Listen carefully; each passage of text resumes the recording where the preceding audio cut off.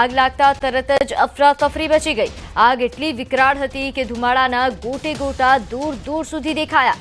આગ પર કાબુ મેળવવા માટે 6 થી વધુ ફાયર ટેન્કરો ઘટના સ્થળે પહોંચી ગયા અને આગ પર કાબુ મેળવવાના પ્રયાસો શરૂ થયા છે। નજીકના સંજવાલી ગામમાં પણ ભયનો માહોલ છે। લોકો હાલ ગામ છોડીને ભાગી રહ્યા છે।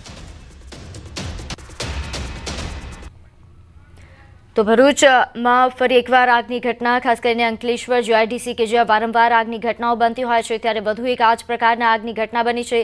સંઘવી કંપની કે જ્યાં આગની આ ઘટનાનો બનાવ સામે આવ્યો। મળતી માહિતી અનુસાર આવેલી જીઆઈડીસી વિસ્તારમાં આવેલી આ સંઘવી ઓર્ગેનિક્સ કંપનીમાં ભીષણ આગ લાગી હતી અને આગે એટલું વિકરાળ સ્વરૂપ ધારણ કર્યું કે ધુમાડાના ગોટે ગોટા એ દૂર દૂર સુધી દેખાયા। આસપાસના ગામડા વિસ્તારના લોકો પણ હાલ આ આગ બાદ ભયના માહોલમાં છે।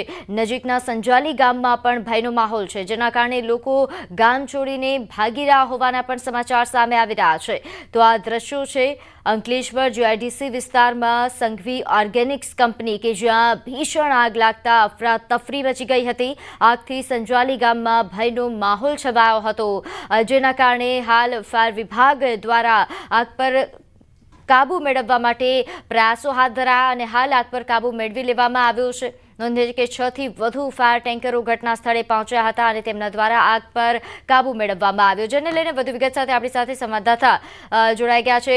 ભાવિન, આગનો જે આ બનાવ સામે આવ્યો તેને લઈને વધુ વિગત જણાવશો। આસપાસના ગામના વિસ્તારના લોકો પણ ભયના ઓથાર હેઠળ છે।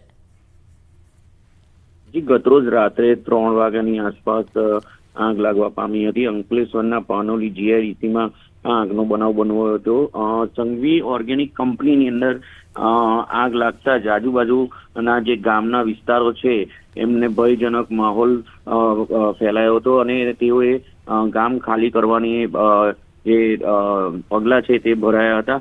10 થી વધુ ફાયર ટેન્કરો આગ પર કાબુ મેળવવા ત્યાં ઘટના સ્થળે પહોંચી ગયા હતા। કર્મચારીઓને સહિત ગામના જે લોકો છે તે સ્થળેથી દૂર જતા જોવા બી મળ્યા હતા અને અધિકારીઓ, કંપની અને સંચાલકો ઘટના સ્થળે તરત જ કંપની પર પહોંચ્યા હતા। જી, જે આ ઉપરાંત ભાવિન, આગ પાછળનું કારણ કે તેને લઈને કોઈ માહિતી?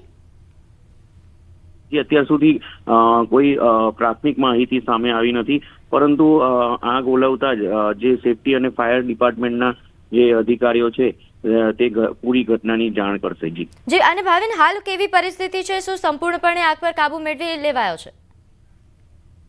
હા જી, સંપૂર્ણપણે અત્યારે આગ પર કાબુ મેળવી રહ્યો છે। લગભગ 10 જેટલા ફાયર ફાઇટરો ત્યાં પહોંચી અને રાતના 3 વાગ્યાથી સવારના જે 5 થી 6 કલાકની મહેનતે આગ ઉપર કાબુ મેળવ્યો છે। જી,